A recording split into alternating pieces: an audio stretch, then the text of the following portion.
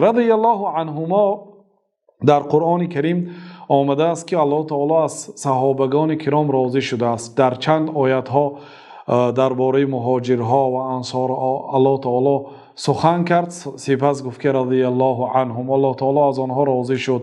و اینچنین در جای دیگر الله تعالی راضی شد از آنهایی که در زیر درخت همراهی تو عهد و پیمان بستند. گفته راضگی خود را الله تعالی اعلام کرد. الله تعالی از صحابگان پیامبر صلی الله علیه و سلم راضی شد.